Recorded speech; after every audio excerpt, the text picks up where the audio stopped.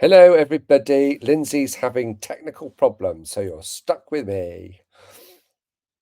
Okay, let's start from the top. Who was in first? And thank you very much for waiting. Hi, Angela. How you doing? Oh, hi, Angela. Oh, there's all Angelas at the start. Hi, Connie. How you doing? Hi, Angela. Good to see you.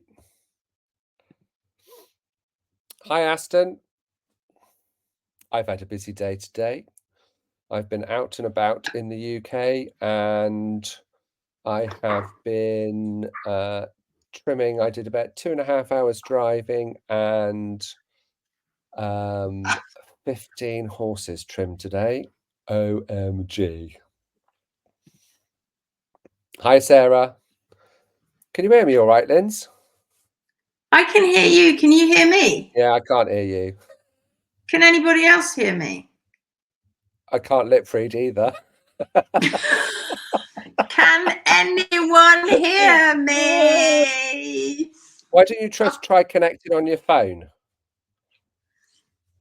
Just do it on your phone and then and just do Randy it can through a hear me. browser as Sarah opposed can to a hear me. computer. They can hear me. You just can't hear me. I still can't hear you. They can. Anyway, I'm cracking on. Don't put me off. My Hoof Hero t-shirt. Oh. Hi, Vivian. Oh, How I'm you having doing? a nightmare. My other computer wasn't working. I'm at Tim's. Here he is. Good evening from Portugal. And hi, Timmy. so now we Nobody can't can hear you. hear So now we've you. got this. I've got my little laptop, but I can't. I can hear Gary, but he can't hear me. I think she thinks everybody can hear her. Can you all hear her? Because I can't. Yes, they can hear me. Oh God!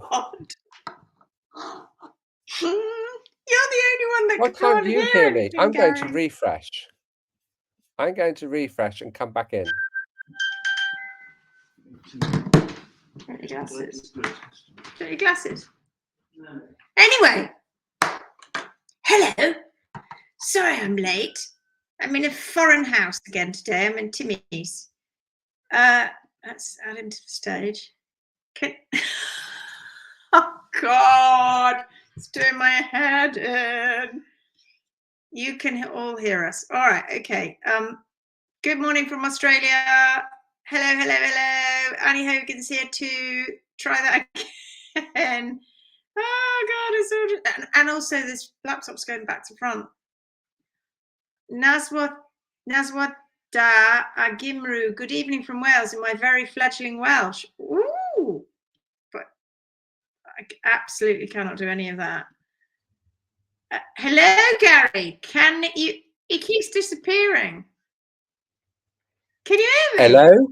Hello? I can hear you. Can you... Could everybody else hear me as well? What's going on then? Could everybody else hear me? I would think so. Oh, Very low, though. I have no idea. We were All doing both things and I couldn't hear you. You couldn't hear me. I think it was my new headphones that were playing up. Ah, okay. Well, we're so late. We'll have to be done with all the welcomes and hellos because I can't manage to fiddle about doing them on here. But we've got Megan, we've got Lisa, we've got Vicky, Annie, Caroline, Vivian, Sarah, Aston, Angela, Connie, Angela Holland, Angela Medler, Kelly Moore's here. Evening Warriors, back to rain. Clearly not had our quotes yet. Sarah's here. Vivian's here. Shauna Simmons here. Ooh, Shauna Simmons. Even very fine sample can take the growth of everything. So I really like to leave them to study. Ooh, what's this? What's this? Have I missed something? I think this was Sarah Lou's question. Let me put it up for you. I have a question while we wait. Does anyone buff not file the outside of the Squire's new growth is really flaky from the coronary band to the point of scratching my hands. Quite bad. Don't want to oil them. I was thinking of superfine sandpaper to get the roughness off. It's just the periopal. It's the stratum externum. It's the outer layer of the foot, the hoof. It's the very, very, very outer layer. And when they're having changes, it can often go a little bit odd. Leave it alone. Eventually, it'll settle down. So you don't need to try and sandpaper it off. Just leave it alone. It'll sort itself out. In the dentation, yeah, she doesn't mean there. She means right at the very top. It's where it's growing down. If you go and have a look at Wex's hooves at Galsworth, you'll see that he's also got, it got quite rough, but he's past that stage now. So yeah, don't worry about it. It's this weird change that it's all going through, that it ends up affecting the look of the horn. But we just leave it alone. We don't bother doing anything with it. Did I miss a great big thing from? No, I don't think so. Anne's here, Anne Blake. Oh God, we've gone to pieces now. Just go out of my normal routine and everything goes to pieces. Hello from Paula. Pieces? Deb Jacks is. Hey? Did you say pieces? I did. What did you think I said? It didn't sound like pieces. Jenny Cox. Hello, Jenny. Is this your first time? I'm not sure. Because if it is, I'm sorry. It's not normally like this. We're normally a little bit more organised than this. But hey, I screwed it up tonight. It does happen. Anybody notice that my voice is going? Hey!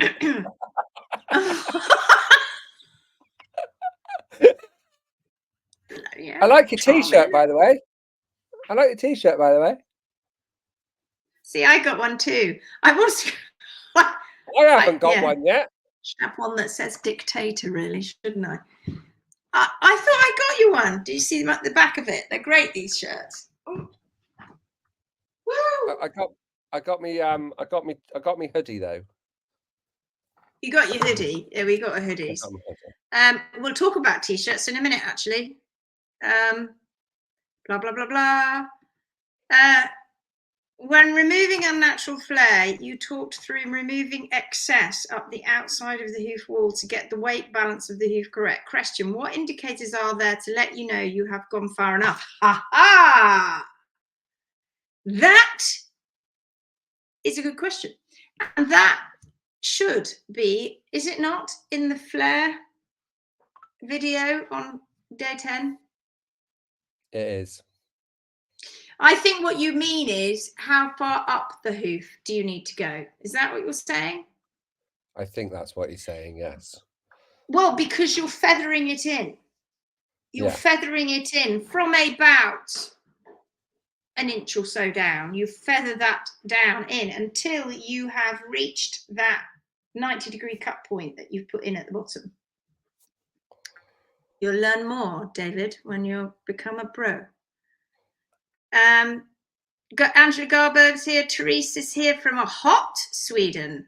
Ooh, hot Sweden. It's not hot in the UK.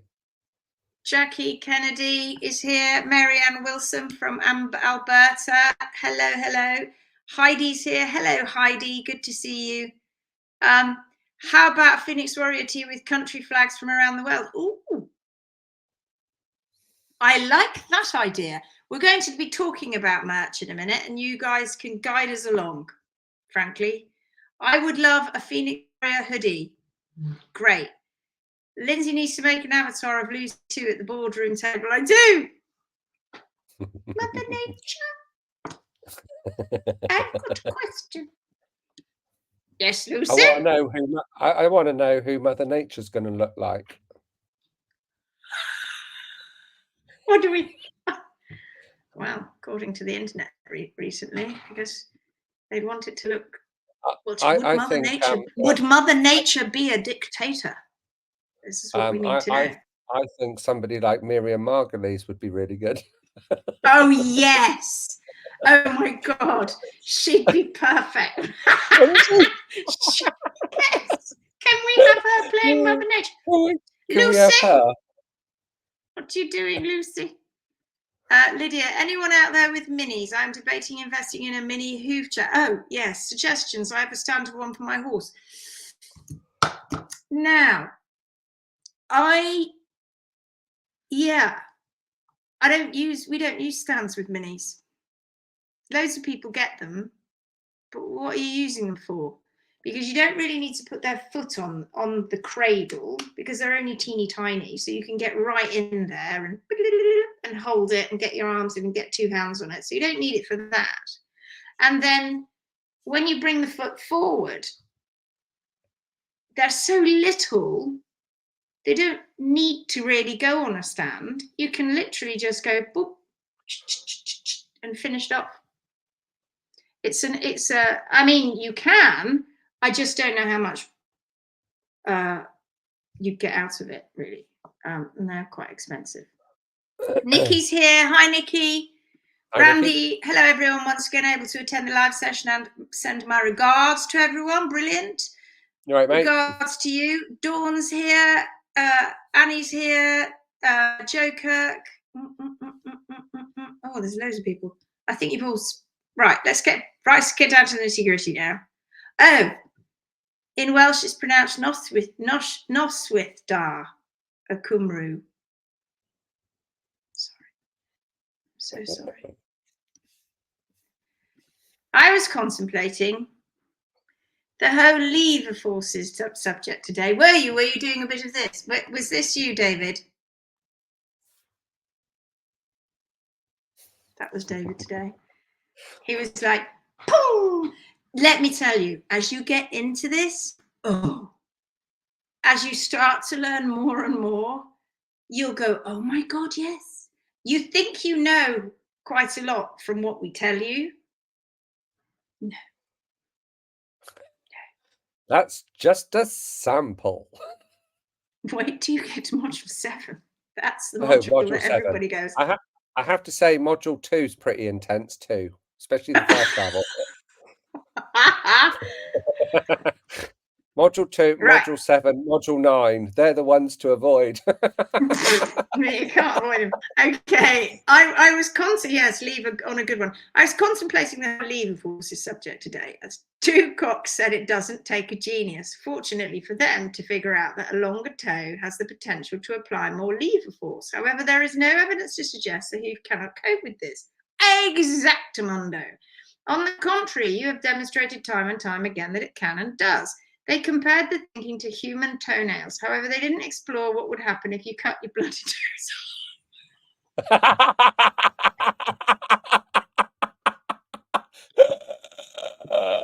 Oh my God. I know we have Gary's pearls of wisdom. We need something for David now. David. We do. Oh God, David is lovely. We need David's musings or something like that. Oh my God, that's so funny. David's deliberations. David's deliberations. I like that. Oh, the thing is, right, guys, they've always said, and they've never been able to prove it in any way whatsoever, that there are these crazy forces at the toe. Well, if you watch a horse walk, video your horses walking. I've said this to people over and over. Do it. We've shown it even on YouTube. I can't go and share stuff because I'm not on my own computer. But if you see a horse, video your horse walking across frame, right? And the bit that's actually the worst part, if you're going to call that, if there is a worst part, is when the horse is in hyperextension, when both of the front feet or even the back feet are actually flat on the ground together. There is a moment when that happens. Oh my God, Gary's going to try his headphones again. Can you hear me? I don't want to go through all that again. I'll just carry on. When the horse is in what we call hyperextension, this is the back foot. So this is the front foot, and this is the back foot. And when they're both like that, so this one's more straight, this one is about to whoop and come forward, right? because this one is taking the weight. And that actually is with a long toe, is going to determine this stride length. Because if that becomes uncomfortable, then the horse is not going to be striding right out. That is why it is crucial and key that when a horse is rehabbing through this process, this normal, natural process, which is what they would do normally themselves, if they could, they would. This is how they do it, because they wouldn't in any way whatsoever want to disrupt their growth rates in their foot. Wouldn't make sense.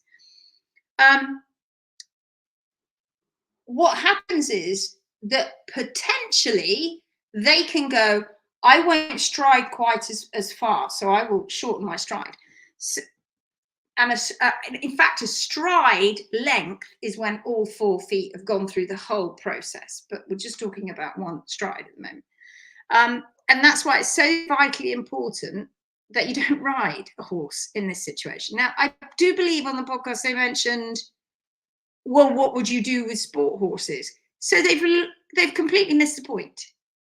They've completely missed the point. Why would you, one, chop a toe off that was rehabbing on a horse so that you could then ride it? Bad. Not going to be a good idea to do that, because it's a sick horse, right? Or it was a sick horse. It needs time to rehab. Those feet being a little bit funky and long are a decent reminder that that was something bad back then that happened. And we need to give that animal time. We're not just jump on its back, chop its toe off, jump on its back, go, yeehaw, it's all fixed. It isn't. This is just a timely reminder that stuff was going on for that animal not that long ago. Time is needed. So the worst part is potentially that. But they're not talking about that. They're talking about that bit as the foot lifts off. Right, well, video your horse, slow it down, and see what happens the moment the heel comes up, because breakover is the whole thing. People talk about breakover being that's the point of breakover. Breakover is the second that heel goes and goes up and goes over. But we don't bend, right? My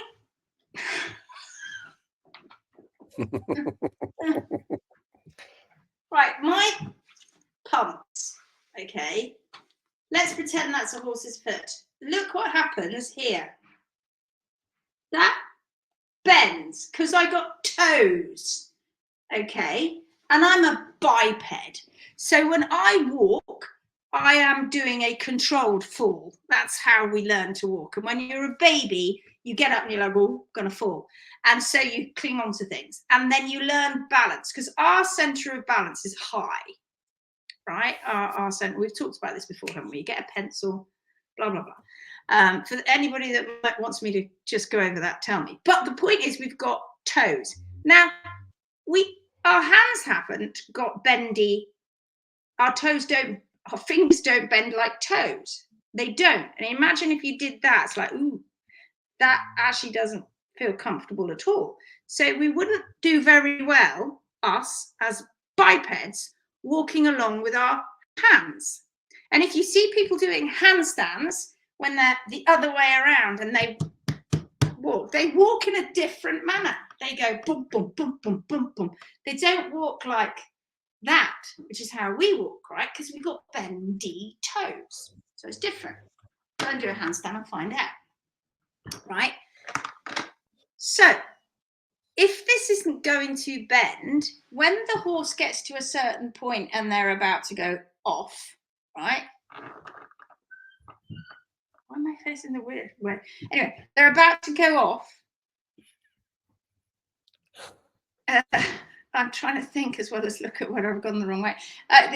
They're about to go off, point of breakover, right? So up they come. They don't go like this. Here's the ground.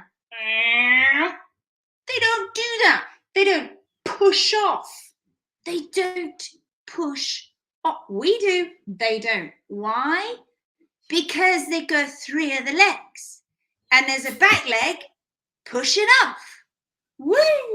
And so they're losing.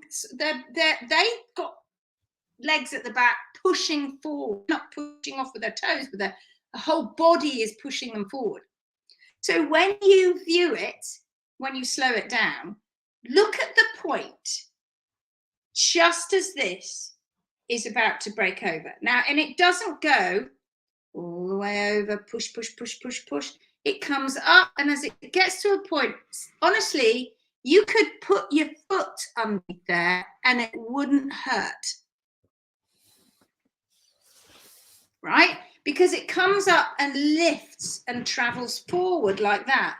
And then as it comes up, as it is going through its flight, it swings up. And as it comes down, it looks like it's going to land heel first. And then at the last second, it lands flat. But our eyes can't perceive that. But back to this bit. Go and have a look at the leg. Have a look at the leg. What's happening at the knee when this is just about to break over? Or you're looking at the front legs. We're talking about the front legs at the moment. What happens with the knee? And it's bent. Go on. Go on. The knee bends. There's no weight on it because the weight's on the other 3 legs. They've moved across now, so there's no weight. So there's no force here now. No. And we have proved that visually and with comfort because horses are not in pain. If what they're saying is true, that lever forces are there, and it tears, push down, makes you go wide, terrible, tearing. I believe that's what was said in the podcast, wasn't it? Pushing down on this pad makes that go, makes that go wide. Well, that actually is a very good lesson on why you don't put a horse on its sole.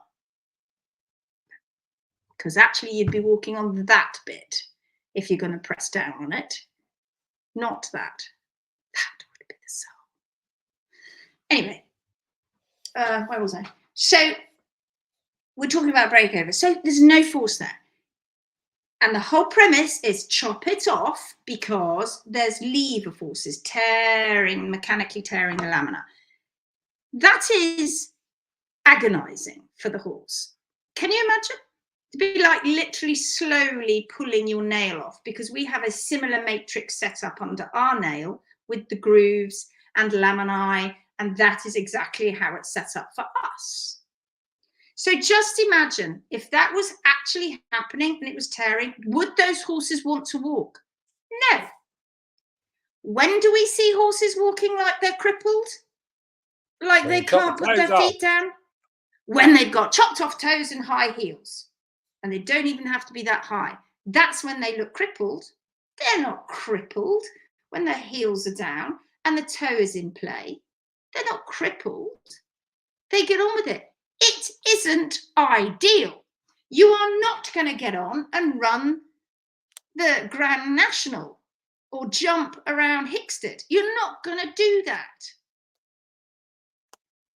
The horse is going to rehab happily, calmly, safely, comfortably, in a place where they can have friend, forage, freedom.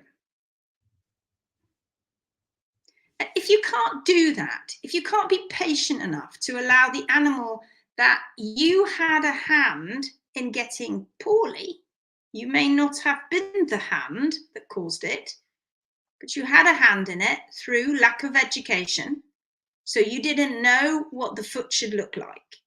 And so consequently, when the foot was being distorted by the hoof care professional, you didn't know whether that was right or wrong until that day when the horse tips over the edge and they can't move.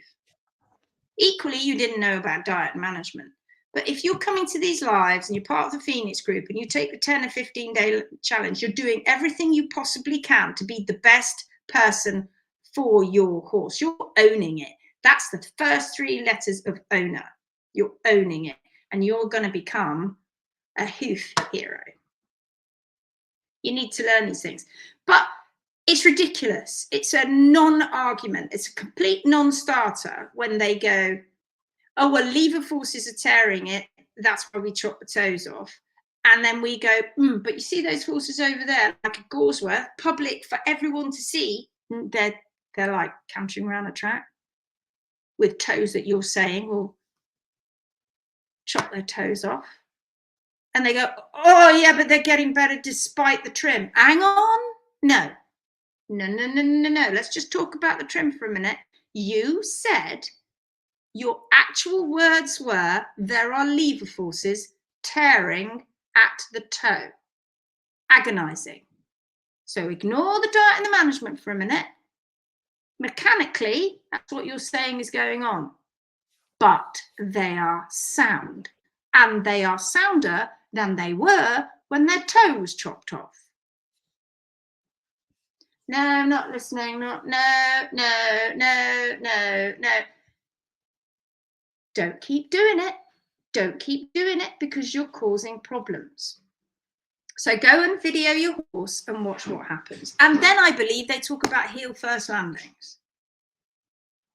We briefly mentioned that last night, didn't we? And if you leave heels longer than they should be, where are they exactly? Because when you come onto a workshop with us, we do a half and half. We get a cadaver hoof and we say, right, you're going to trim half of this foot correctly. You've got to leave the other half alone. And so they're like, oh, okay. So they get their hoof. This is when they've already done one hoof, so they know what they're doing. So they trim a foot in half, right? They trim the half. And then we say, put your hand up when you're done, and one of us will come around and talk to you about it. So hand goes up, you trundle around, you get their rasp, and you go, right, put the rasp across the heel that you didn't trim, straight across the hoof. And they put it, and they go, oh, look at that. Look how far back the trimmed heel has gone. They're like, yeah. And they go, look at the surface area between heel and toe of the untrimmed side. And they're like, oh my God. It looks like the toe and the heel all grow at the rate which would cause them to have the same surface area to continue, but it doesn't. And that's because of the angle difference between the horn tubules at the toe and the horn tubules at the heels. So in fact, they don't grow like that. They grow like that. So they get closer. So they take the heel back and they're like, oh my God, that's incredible. And in fact, I remember Bethan saying to me at Gawsworth when Wex had his first trim, there he had this foot, right there it was, and I said to her, in a minute now it's going to look quite different. He had his trim. You're right there, Gary. He had his trim. You're right there. He had his trim, and the heels. Everything that we're talking about. Oh, I see. And the heels came back, and then she took another photograph, and she went, "This is like blowing my mind because in minutes that was what the foot looked like, and now this is what the foot looked like, and this foot looked like it had grown in length." She said it doesn't look like the same foot. It's longer. It's crazy. It looks weird. It's long. I mean, it doesn't look weird, but look weird compared to the other one because in just a few seconds of a trim, the two hooves look totally different. Same hoof, two pictures. And the reason for that was because the heels came back. So if you don't take the heels down to the hard sole plane, the heels are then underrun. What actually then happens to create the coat can foot is that you chop off the toe, you screw up your balance, you let the back of the foot compact, and instead of sort of going under, it just goes up like this because you keep chopping at the toe. Anyway, going back to the heel first landing. So the heels are underrun. Now, when that horse, and they just know, even with a long toe, they don't trip. Get that? Isn't that a crazy head doer? They don't even trip. At the moment, we've got one of our lovely ladies in the States who is going to joined the Clydes in July, and she's rehabbing her little mini. And she sent me the photos of her mini. Her mini wasn't sound when she turned up with us. She had coat canny feet, and she was struggling because P3 was in a positive, hyper positive position. So now we're like, get those growth rates right, get the heels down. And she's been doing this, and her little ponies are getting better and better and better. She sends me these photographs, and I'm not, no word of a lie, they look like winkle pickers. They look, people would have an absolute fit if they saw it. And then she sends me this video, this footage of her going out for a walk, and ponies, like, she can't keep up with her. Ponies like, yee-haw, and not tripping, because they're sentient beings and they know where their feet are and they can feel their feet. But as that foot comes off and it goes through its flight mode, and then it tips as it comes down, it's so close here with the heels before it goes like that and then down. That's what happens in slow motion. If the heels are too long here, then it's going to hit and go down. They actually can't properly determine that bit, but they can determine if they want to go onto the toe because of the way that they throw their weight onto the toe, because they can throw their weight onto the toe. So, and also if people say my horse is heel first landing, and we've done this so many times, I mean, we haven't done it for a long time actually, and we go, come on then, can we have some footage? And they're like, no, they just land heel first anyway. Well, I want to see it, because if they're landing heel first, they got long heels, show us a picture of the bottom of the foot. No, I don't need to do that. And it all gets very defensive. Like, look, if you're going to say your horse is landing heel first, I want, one, a picture of the bottom of the foot because I want to see how the heels are being trimmed. And two, I want to see that horse in slow motion. Because you can't see it with the eye. It looks like they're going like that. Now they do that. They also do that, but it is not correct, because there's a great bunch of them out there that are completely healthy and normal and sound on a flat surface is what we're talking about here. And they come in and go flat. It looks like they're going like that, doesn't it? They're not. They're going. So which is the bit? looks like seal first, doesn't it? So you say, let's have a slow-mo video. So one of the things that you have to do when you're a pro in the first module, Gary, I think, is I think it's the first module. You video your horses walking, blah, blah, blah, blah. And 9 times out of 10, what you'll see is your horse should be landing flat. If there are no, we've also got thrown in the mix arthritis, hoof problems inside because of incorrect balance. If you've got the balance right and you're trimming correctly, then there should be, other than arthritic changes within the hoof, there really shouldn't be any reason for your horse not to land flat. Now, if they say that they land heel first, they're the only quadruped, bar the elephant and sometimes the bear, that does that. Why would that be a thing? Like deer don't, cows don't, cats don't, dogs don't, pigs don't, sheep do.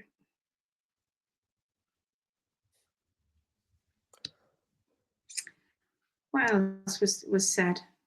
Well, these are the things. These are always the things that hold people back. HM say they land flat. Ooh. If they want to talk about physics, let's get deep and dirty into the foot. Exactly what happens with P3 when your horse lands heel first or toe first. Because let's talk about acceleration around the distal interphalangeal joint. Because P3 does not want to use up vital energy by going dee-doo, dee-doo, or boom, boom, boom, when it can just go boop. That is perfect. And at that point then, fetlock can come down, P3 is stable. That is why when horses who are labelled, painted with the laminitis brush, are labelled as laminitic when they've got feet which are high yield and P3 is in a positive position, is why they walk the way they do. And it looks awful. And it's because they can't get back to that movement again. And so that it's awful. It's horrible to see. And many of you have seen it in the Phoenix group. You have to apply so much more in the way of critical thinking. We have gone through, I'm sorry, I'm having a bit of a soapbox moment. We have gone through in our workshops hundreds, I'd probably say thousands of shod cadaver hooves. And every single time in every single workshop, over 80% of them, if not more, let's go say over 90% of them, are far, far longer than if they were their barefoot equivalent not trimmed. They're far longer than the natural foot. And we see on horses, obviously it's slightly different with the smaller ones, but on horses, well over 80% of them are above, off the scale, as in over 9.7 centimeters long on the dorsal wall. All of them, pretty much all of them, they all get out and measure them. Everybody gets their hoof meter reader out, they measure them, and then we write it all down the back, and they're like, oh my God. Whereas with the barefoot horses, it wasn't that crazy, because we make them measure it with the shoe on. Now, why do we make them measure it with the shoe on? Well, the shoe is there, right? So is that or is that not going to affect breakover? When it's longer, is it not going to affect hyperextension? Yes, it is. Oh, we don't think about that. We'll blab on till the cows come home about lever forces. We'll chop that toe off and then stick it on a shoe that is at least a centimetre long, a centimetre thick, putting extra length on a horse that already has not got its actual natural length anyway. We take the shoe off, we trim it up, and we put the new figures up. And they all change dramatically back into the normal realms. Honestly, I've done that for years. I've been doing that for over 14, 15 years with shod hooves. And one thing that you'll hear Gary and I say is that consistency. People say every hoof is so different. Oh my God, they are actually not. We have a little bit of flair, a little bit, but they're all the same, really, because they're all the same on the inside. And bar conformational issues, honestly, it's so consistent. I can't tell you how they respond. It's consistent. It's consistent, and we do have all of these constants. It's utterly predictable.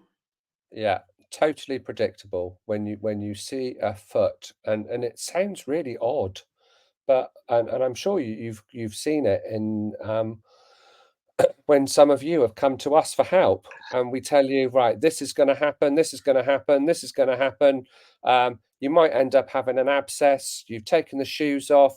Now you're likely to get some flare, but don't worry about it. The balance is really perfect, and it just rolls off the tongue because we know how the hoof behaves, because it is so predictable when you get it right.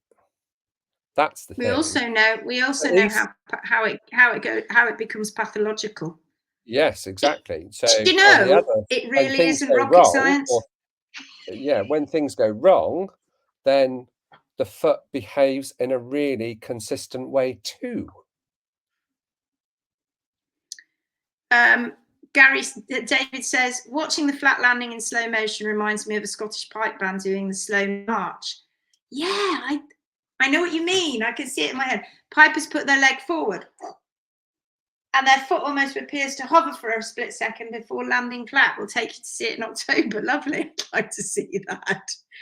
I'd like to see that. It's almost that they don't bend their knee. They don't bend it. It's like they hover. It's almost That's like a right. mark, isn't it? Yeah.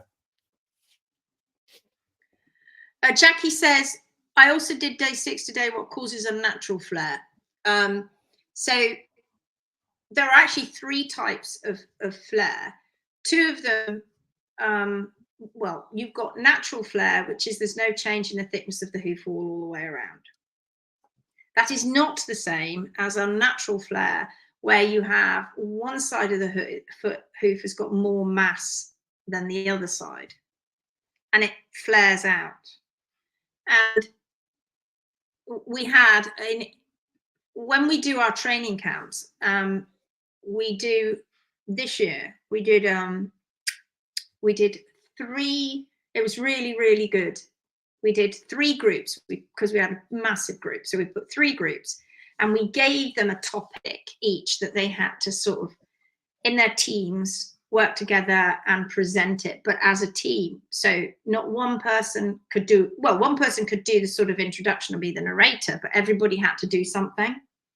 And one of the things we gave them was flare. And they had to discuss and talk about flare.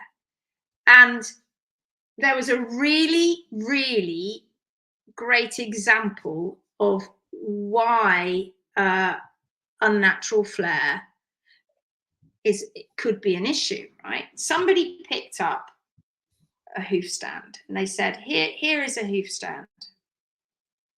It didn't have any tools in it or anything, so it was pretty balanced. It was heavy, but it was pretty balanced. And they walked along, and she said, swing the hoof stand. So she's swinging a hoof stand like this, right? And she's pretty heavy, but I can kind of feel it, right? And then we came along and we weighted one side, or they weighted one side of the hoof stand. So there was more mass on one side of the hoof stand. And then they said, do the same thing. Pick the stand up and now do this. And the person who was doing it went, oh, wow. Oh, my God. It feels different. It's pulling in a different place. It feels different in my body. And all we've done is not overly weighted it. We just put extra mass on one side. So that is why when that happens, it's going to disturb the biomechanics. Right. Now, if you don't address it, what is going to continue to happen is that extra weight is still going to be there and is still going to keep being formed. So you're going to be throwing yourself off, aren't you, all the time with extra mass on one side. Now, it is an interesting thing because you tend to, the question is why? There are many-fold reasons as to why that can happen. And unbalanced, unnatural hoof care is indeed one of the reasons. And that's a big reason. You're going to make me want to have a drink in a minute. Unnatural, unbalanced hoof care is the problem for so many things. You keep a hoof lovely and well balanced, and yeah, you're not going to have so many problems. But hey, it sounds like you need a hot cup. I know, it's ever since the training camp, I strained my vocal cords, and that's why we're going to be having a PA system from now on. I strain my vocal cords, and I'm doing a lot of talking at the moment because I'm doing a lot of consultations, and yeah, it's not hurting, but it sounds a bit croaky, doesn't it? I hope it gets better. I just have a sexy croaky voice. Mother Nature would absolutely look like Mrs. Doubtfire. With a Scottish accent. Yeah, right. My goodness, Squash should be on the floor then. He is a speed demon on a track. I know. So you should be going, instead of going, you should be going, those people out there have been telling me to chop toe. This is what happened to me. This is the change I went through. Those people out there are telling me to chop toes off because it's going to tear the lamini and it's going to cause more problems, but it isn't. I don't trust them. I don't trust their science. Is their science sound? I'm going to look into it. And you can't have a great deal of sound science looking at long toes, etc. if all you're doing always is looking at dead feet that aren't walking. Pollitt himself, and I think I said this to you last night, Pollitt himself said, we don't know what happens when the horses recover. We don't know. Because they're alive and we can't look at their feet and the cells. Can't go into it. We can only do that when the horse is dead and we can go and chop the legs off and have a look. So therefore they don't know what's going on. They can't possibly know. But because of that piece of research, only one piece of research that was done in 2014 on those 14 obese equines, where 8 out of the 14 recovered, and so it's less than just over 50%, and what's recovering, and we never got to see the x-rays of the pedal bones inside after they'd been walking on their soles completely. They removed it right the way round to the back, so from heel quarter to heel quarter, and left just the heels effectively. They never had a constant. They never went, what happens if we don't do that? Nobody's done it. We have.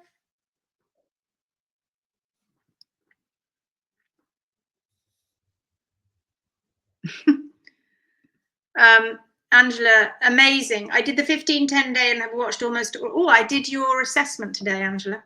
Very, very, I just want to do that. Can you, Gary, can you do your?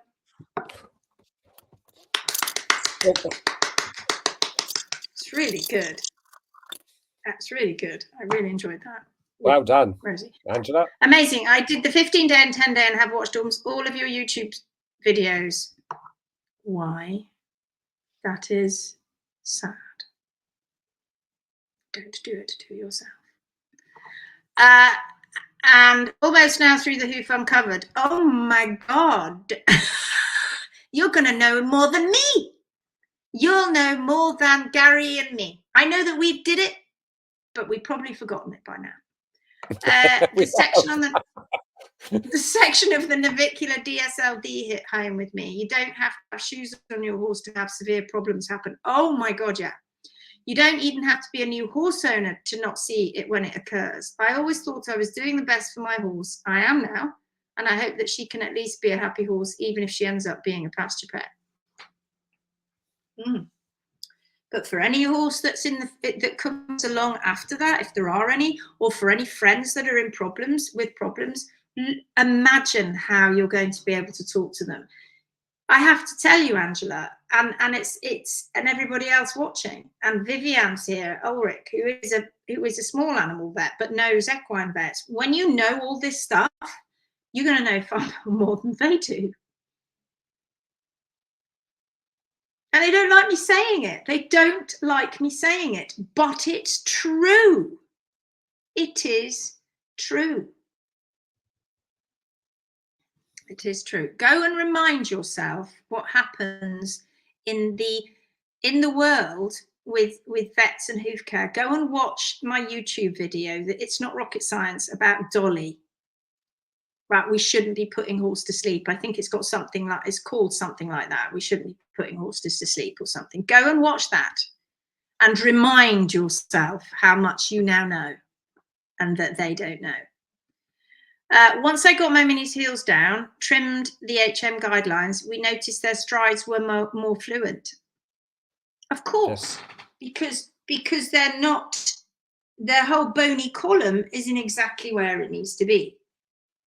But then if we get balance wrong, we end up having broken back, where P3 is not actually negative, but it's not in the right position in the alignment of its bony column.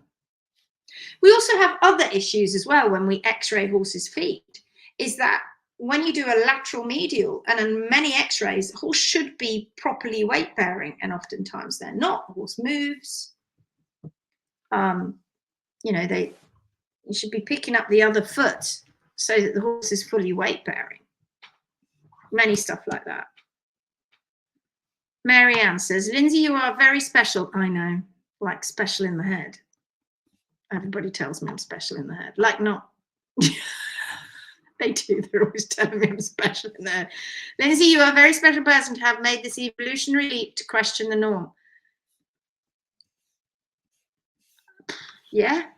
I don't think, I think there's many people that have done it. I just don't think there is many people that have had the nerve to come out and say it like me, because you see what happens when you do. Did anybody see? I mean, for everyone who did see the podcast, you see what happens when you do. And then it's splattered. I basically went through social media stoning is what happened, wasn't it? It was. I basically, I was stoned on social media. Anybody and everybody. And if you look at all of them, every single person who had a go at me does not trim the foot to their natural parameters. And everybody who came out in support of me and HM, usually now, because they've learned, trim their horse's feet to the natural parameters. And there's the divide. The divide is not about me being a person whose device is. The divide is about the hoof care. They want to make it personal and make it about me. It isn't. It's because I'm saying stop the chop, and they're chopping. And they don't want me to say that because I must be wrong. We say this all the time. We are the least invasive people on the planet. When we leave toes, for God's sake, we don't chop. We are the least invasive people on the planet. And yet we're the ones that tell her to shut up, shut up, shut up. I'll just throw another, give me another stone, pick up some more stone, gravel. Tell her to shut up, go away. No, I'm not going away. You're going to have to put up with it until things begin to change. Sorry. But Lindsay, it's written on a paper that you are wrong. All of the horses that you're helping that are out there with long toes and are sound. No, let's just clarify here. The horses with the long toes are rehabbing. We don't want the long toes. What we want is the toes to be as nature intended, healthy. A short toe is a healthy toe, but only if it's grown that way, trimmed that way. We don't want to see these long toes. We want to eradicate that. But you can't chop it off to make them look good. No, you can't. You can't chop it off to make them look good. And it's they misconstrue it. I don't know whether they do it on purpose. I just think they're not critical thinkers. It's embarrassing. I mean, for God's sake, they misconstrue. Oh, his terrible long toes must be awful. It's balanced. The horse isn't tripping. There's no scientific papers on it. No, there's no scientific papers on it because you lot won't do it. Because you lot are like, no, it's terrible. Ooh, can't do that. Oh, it must be awful. So, no, there aren't. But there will be. And we have evidence-based studies. They may not be written up, but we have them. And we have x-rays. And we have copious amounts of videos and footage. And we are from a very, very large height. From the top of the Eiffel Tower, we will piss all over your fireworks.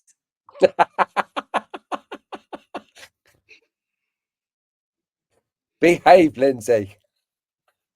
Sorry, but it's true. It is. People throw stones, but you have 20-fold or more people who see your heart. Thank you. Thank you. And you know what used to happen, because Gary and I they say we're all loud now. It's just a little bit of jealousy. Jealousy is bred from self-doubt. And that's because we've got a group that's growing and growing and growing in numbers. They don't want that. They want that to stop. So they think that the only way that that possibly can be happening is because I've got a whip and I'm whipping you all to stay and I'm telling you all what to do. I'm like, find out yourself. We'll just give you the information, go do it to your horse and find out yourself. So they think that because they can't get in, because most of them are blocked, they can't get in or banned. So they think that what we're doing is that I'm brainwashing you.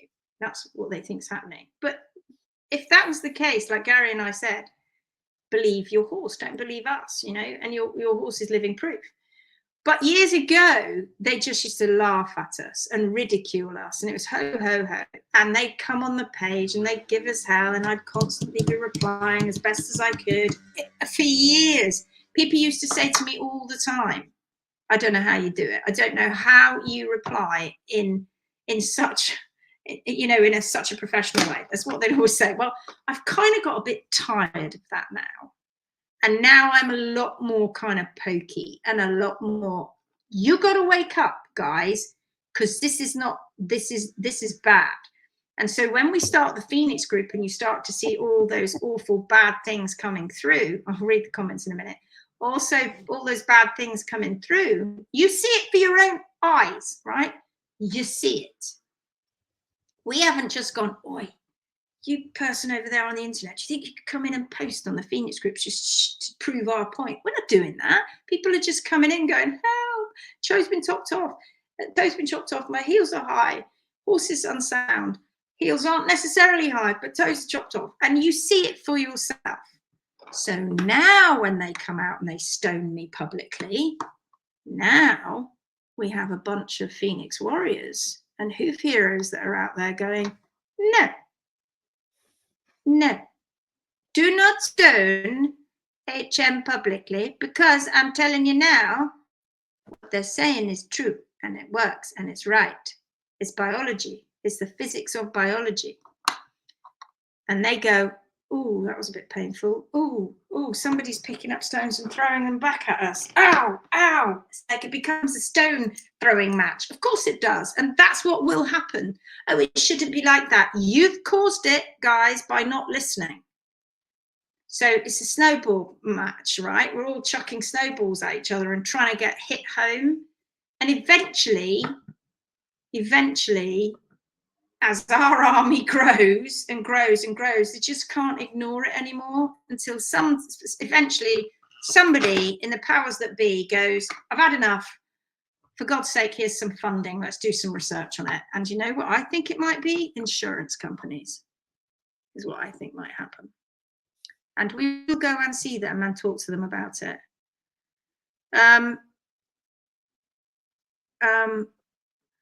Alison says, hi, Alison. The podcast is full of incorrect and outdated information, which is a worry with respect to their CPD. Well, yeah, it is incorrect and outdated. It's old, and it's based on bogus science, clearly, because they don't tear their toes off. It's never been the toe. It's always been the heels. They were looking at the wrong part of the foot. They don't own questioning them. That's the problem. They now know we are waking up and we'll start holding them accountable. They are scared now that they will be liable. All I have to say to you, Sarah, is your friend's horse with the sole crack. She didn't know. Now we know. I trimmed a lovely boy just the other day with a very long toe. He's healing, he's sound, he's safe because P3 is in the right place. That's right. Awesome. It's lovely. And I've seen the pictures. It's absolutely brilliant. From the top of the Eiffel Tower, Marianne. That's where we're going to do it. We are a cult. Caring, uninvasive, level-headed trimmers. Oh!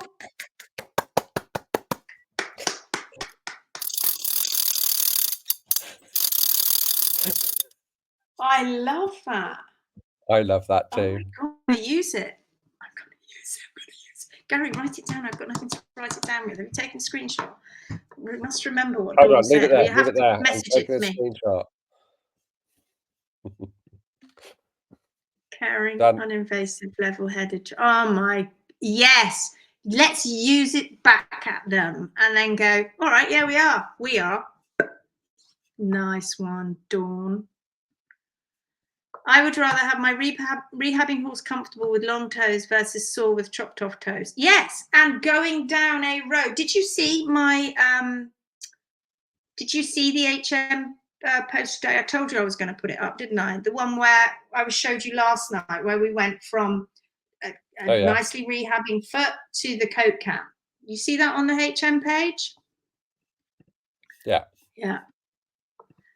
Angela Medler, if they were not such cowards, they would have a discussion. They could learn a thing or two from watching all the videos. You have not one time yet contradicted yourself. It is so consistent.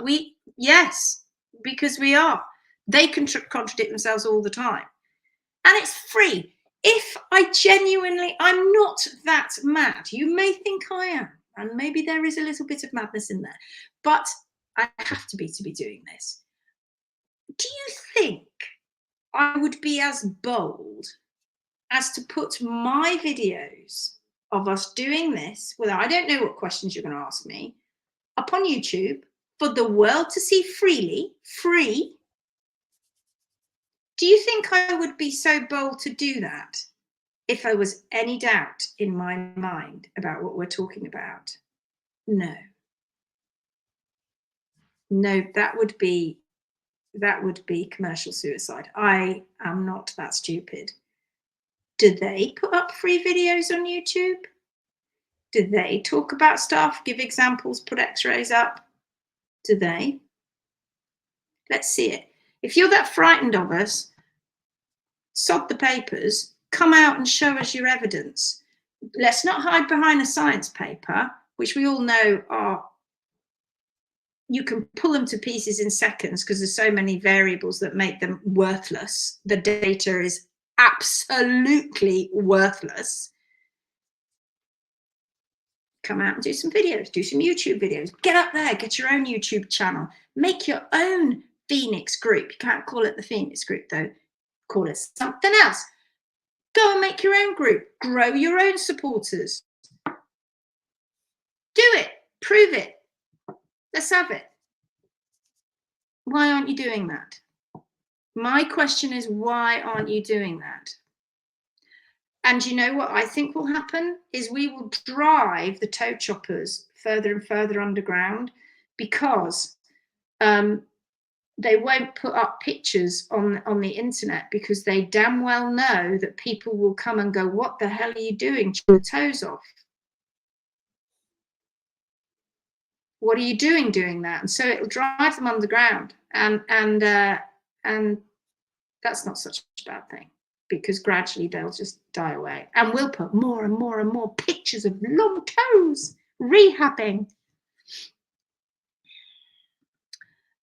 What I'm finding, Nikki, hi Nikki, what I'm finding tiring is the constant talk about papers and peer reviews. As there are there papers and peer reviewed studies for every intervention that farriers are doing to the horse's foot? I know farriers who've come up with their own design of shoe to deal with the pathology. Where is the paper peer review for that? That have taken a view and run with it, and yet they ask us for it. There isn't any. You can't. You have to have control groups in everything that you do. And in the equine world, with their studies, they're not there. It's rubbish. Gary, can you get into the Phoenix group for us? Because I just want to show them, I just want to look at a post that I put up there. Sue Bean, what sort of costs involved in setting up and getting scientific paper? There are plenty of people who would support this, may shut the doubters for good. Well, unfortunately, we need x-rays, don't we? And so x-rays have to be paid for. But we also have to have people who are willing, like vets, to come on and go, okay, let's be behind this. Because if we just do it without somebody with a perceived standing, we'll put all this effort and money into it. We are unlikely to even get published in in a journal anyway, because of who we are. So we'll put all that time and effort into it. We're putting our time and effort into it anyway, but money wise, and then they'll just go, oh yeah, but it's rubbish. I tell you, Sue, you cannot win. The only way you can win is with you guys going out and going, works, prove it. Here we go.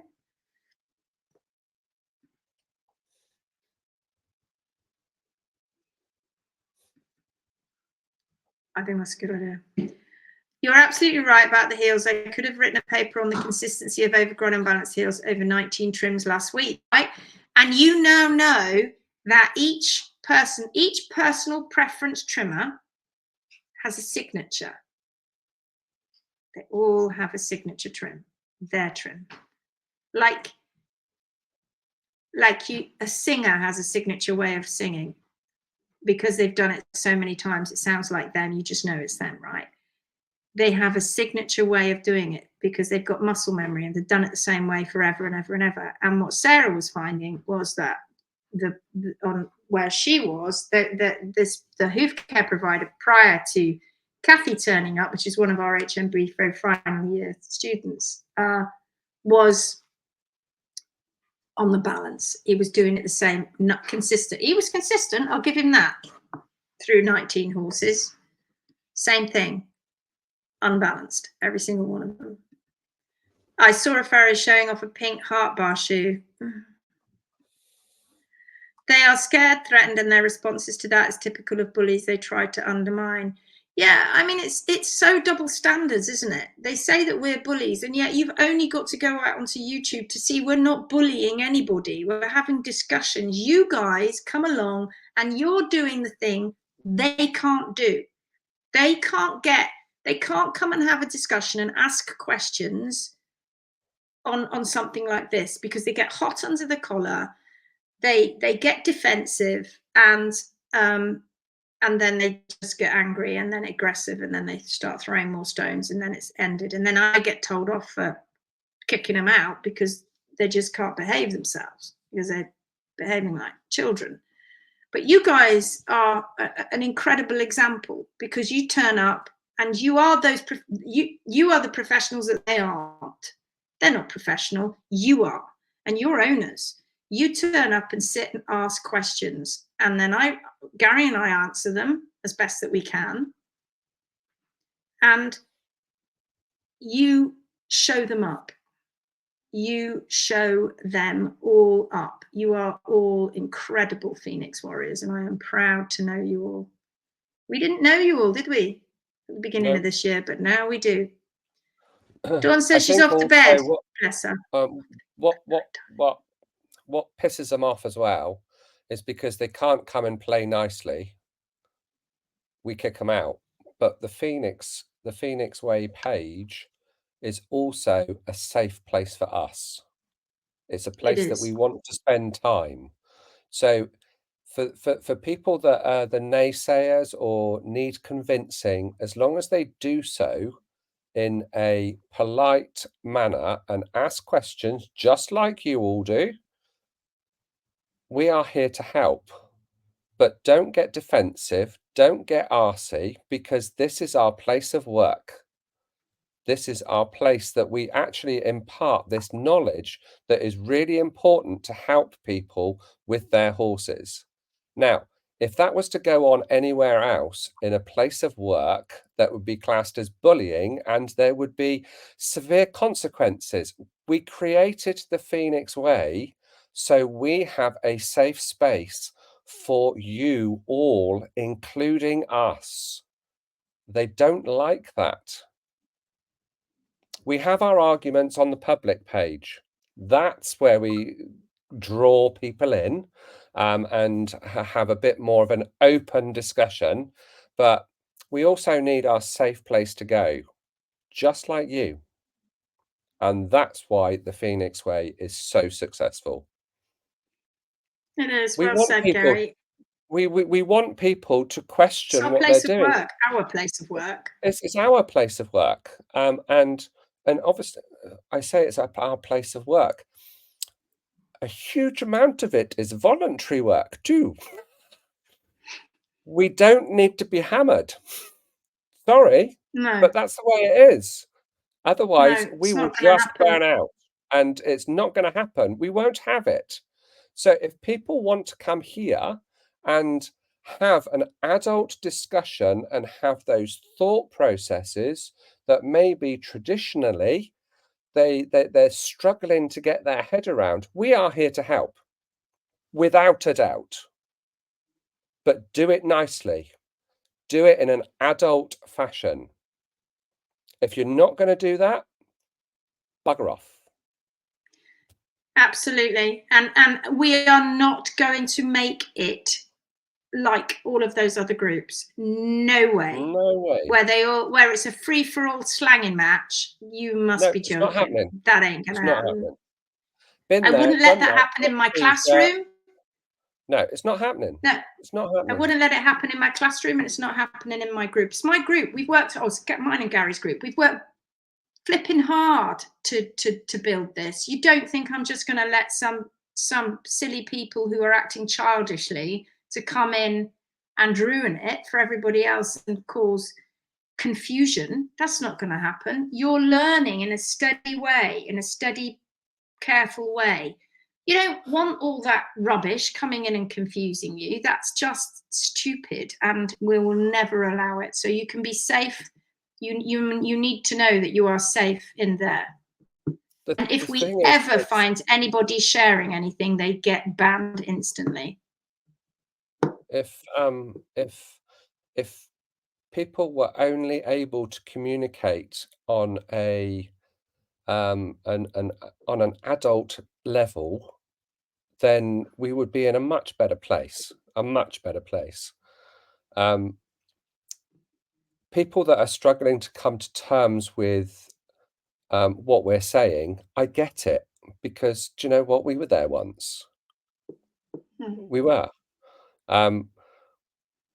But don't do it by throwing stones, hammering us, calling us names, threatening us with all sorts of horrible stuff. That's not the way, because you will be banned. And that is, we hate banning people. It's something that we don't do lightly, because at the end of it, one day you might actually need us. Or more importantly, your horse might need us. If you think that we ban people just as a pastime, you are sadly mistaken.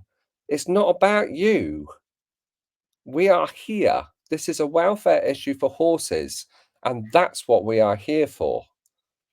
So play nice.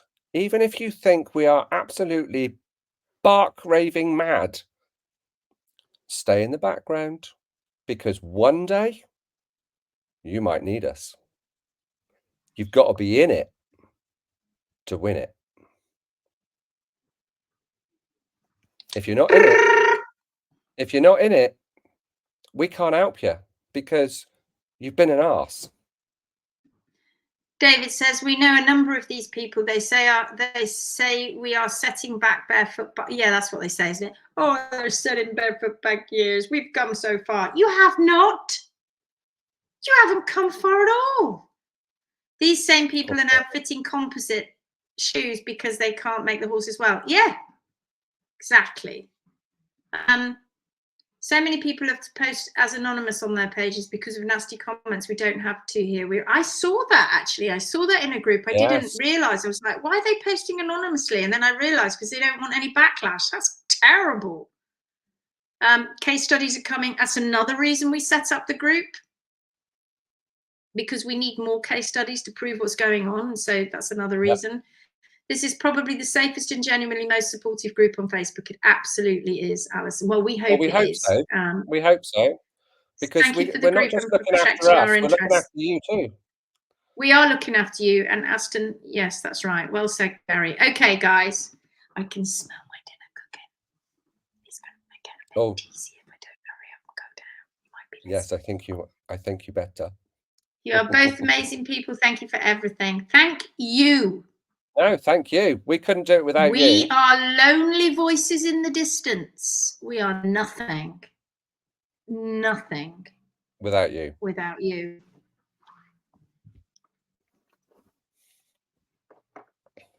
See you tomorrow night. Have a good evening.